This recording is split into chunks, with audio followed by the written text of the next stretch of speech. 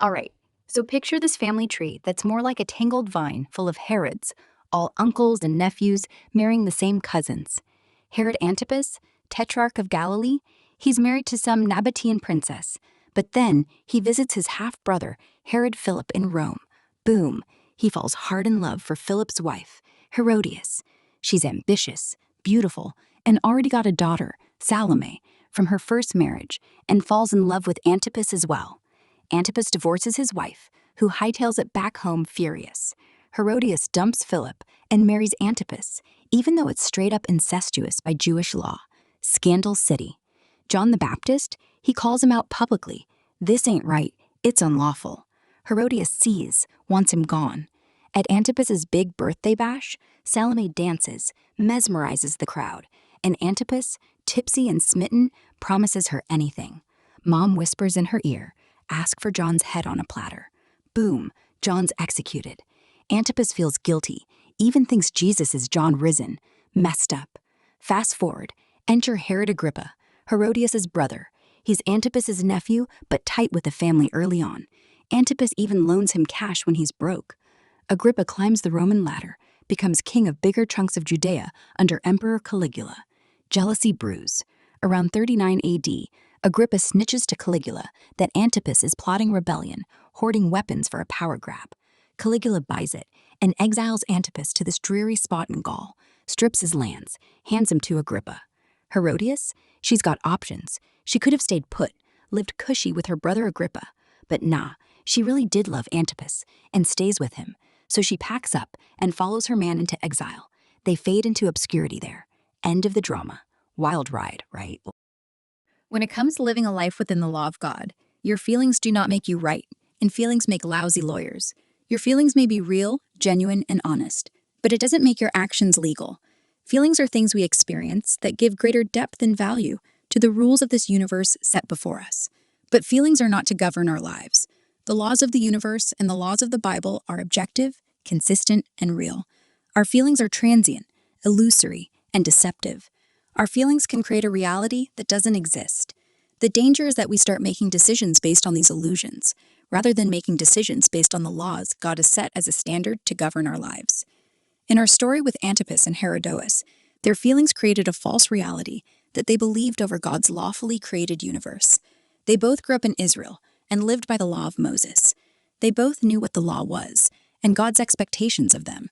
But when they fell in love with each other, they chose to believe the world that their feelings created rather than God's established law in Leviticus 20:10 against adultery.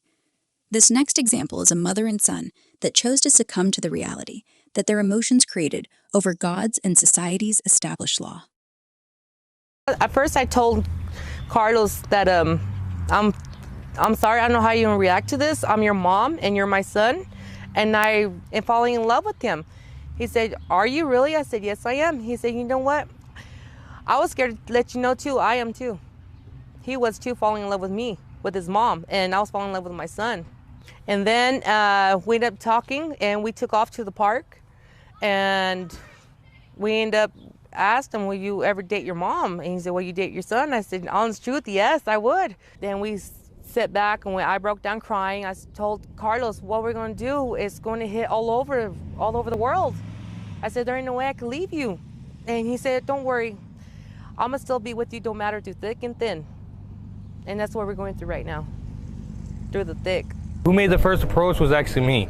What happened was we were hanging out and, just talking, just laughing, and I looked at her and she looked at me, and I kissed her. It was a real kiss. It had feelings behind it. It had a spark in that. Ever since then, it just stayed. Honestly, I really didn't think we would. We were both consenting adults. If it comes down to it, it's just like the gays. They're as long as they're over 18, everything's fine. You know what I mean? So I thought, I'm 18, she's 8, I'm 19. I actually came down when I was 19. But she's an adult, I'm an adult, I can make my own decisions. I never thought it would blow up into something like this.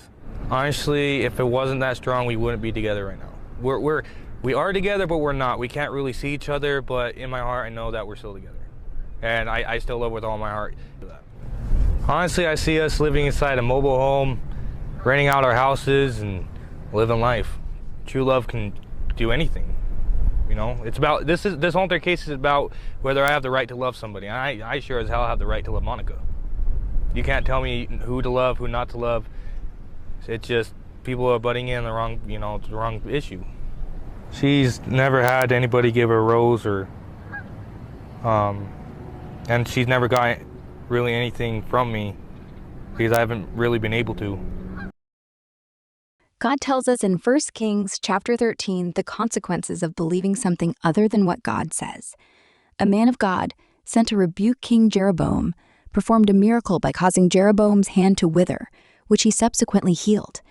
After this, Jeroboam, in gratitude, offered hospitality to the man of God. However, the man of God refused, stating, "If you were to give me half your house, I would not go with you, nor would I eat bread or drink water in this place. For so it was commanded me by the word of the Lord, saying, You shall eat no bread, nor drink water, nor return by the way which you came." Here, the man of God adhered strictly to the command he received from God, embodying Deuteronomy 8:3. Later, another prophet, hearing of the man of God, sought him out to share a meal with him. The man of God reiterated his divine instructions. "I cannot return with you, nor go with you, nor will I eat bread or drink water with you in this place. For a command came to me by the word of the Lord, You shall eat no bread, nor drink water there. Do not return by going the way which you came." However, this prophet deceived him, claiming an angel had directed him to bring the man of God back to his home. The man of God was swayed by this false prophecy and disobeyed God's command. As a consequence, God spoke through the same prophet, condemning the man of God's disobedience. "Because you have disobeyed the command of the Lord, and have not kept the commandment which the Lord your God commanded you, but have returned and eaten bread, and drunk water in the place of which he said to you, Eat no bread, and drink no water. Your body shall not come to the grave of your fathers." The man of God died because he chose to heed human words over God's direct command. This story parallels the fall of Adam and Eve, who died spiritually and eventually physically because they listened to the serpent rather than to God. This underscores a crucial lesson. When any person, entity, or feeling speaks contrary to God's explicit words and commands, we are held accountable for our choice to believing lies over God's word. God will not accept excuses such as, "They lied to me, it felt like the right decision," or "It's my truth," as a reason for not adhering to God's word, such as with the man of God. In essence, this narrative teaches that our spiritual life and doctrinal understanding must be anchored in what God has directly spoken and how God created our universe. Today, people want to treat feelings as factual realities that everyone else must accept as their reality as well. There are men that feel like they are their women, and women that feel like they are men. All the emotions that a person can muster will not change the reality of who they are, as who they are is defined by undeniable biological realities that are attributed to them at birth. Just as there were consequences for the man of God that believed lies, there are consequences for people who choose to believe lies about their own biology. 81% of transgender adults in the U.S. have thought about suicide, 42% have attempted it, and 56% have engaged in non-suicidal self-injury over their lifetimes. God made you a man or a woman. You don't have to like it, but you must accept it. As already stated, feelings are transient and can change at any moment. Thus, a person's entire reality can shift from one moment to the next. We see this shift in reality-driven emotions in the story of Amnon and Tamar. In the royal court of King David, Amnon, his eldest son, developed an intense infatuation with his half-sister Tamar, who was beautiful and kind. Overwhelmed by his emotions, Amnon feigned illness to draw her into his private chambers, where she prepared food for him. His feelings, once fervent desire, swiftly turned to coercion as he assaulted her against her desperate pleas. In an instant, Amnon's passion inverted into revulsion. What had seemed like love became hatred, and he expelled Tamar from his presence, leaving her devastated and disgraced. She tore her garments and mourned publicly, but Amnon dismissed her entirely, his transient emotions reshaping his reality from longing to indifference. When we are led by our fleeting emotions over obeying God's law, it can have rippling consequences that can not only affect our own lives, but of those around us as well. We see the consequences of how following the reality that our emotions present to us has had dire consequences to many biblical figures.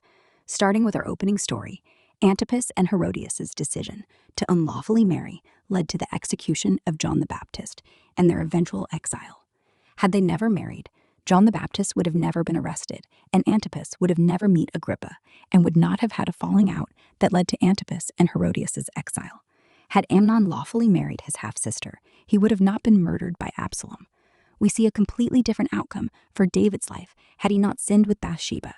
If David hadn't crossed that rooftop line with Bathsheba, his life unravels differently. No Uriah's death, no prophet's curse, no family implosion. Picture it. Jerusalem's king stays loyal, power unchallenged. No Nathan storming in, sword-wielding parable about stolen lambs, exposing David's guilt. No Psalm 51, raw with bone-deep regret over blood on his hands. Absalom, still a prickly son, but no fuel for rebellion. No Tamar's rape by Amnon. No Amnon's murder. No Absalom betting David's wives on that palace roof to mock him. The kingdom doesn't fracture. Absalom lives, maybe rules after. Smoother succession. Solomon doesn't exist without Bathsheba's son, so Adonijah might have taken the throne. No coup, no Abiathar's banishment, no Benaiah's axe at Joab's neck. Nathan stays advisor, not conscience whip. Uriah lives, hits 5, family grows. Bathsheba stays loyal wife, no widow's veil. God's favor holds steady, no sword in David's house, as Nathan warned. No plague, no famine, no enemy sniffing weakness like Absalom's revolt. David dies old, respected, not haunted by ghosts of lust and murder. Temple still rises, but with less blood on the blueprint. Legacy, solid king, not scandal's poster boy. There are several biblical examples of people who were not led by the reality their feelings created and had positive outcomes. Job. In the face of catastrophic loss and physical torment that provoked profound sorrow and questioning, Job refused to curse God or abandon his integrity, declaring, "Though he slay me, yet will I hope in him." Job 13:15. See also Job 1:20, 22, 9-10. His perseverance led to restoration. Esther. Paralyzed by the fear of execution for approaching the king unbidden, Esther fasted and prayed before risking her life to intercede for her people, obeying Mordecai's urging, rooted in divine providence. Esther 4:13-17. Her courage thwarted Haman's genocidal plot. Daniel. Despite the mortal dread induced by a royal decree banning prayer, Daniel continued his thrice daily devotions to God, valuing covenantal faithfulness over self-preservation. Daniel 6:9-23. God delivered him unharmed from the lion's den. Shadrach, Meshach, and Abednego. Facing the terror of Nebuchadnezzar's fiery furnace for refusing to bow to an idol, these men affirmed their unyielding allegiance to God's law against idolatry, declaring they would not recant even if deliverance failed. Daniel 3:16-18. Their obedience resulted in miraculous preservation. In the end, it is not Satan or others that can ultimately defeat you. You can only be defeated by yourself.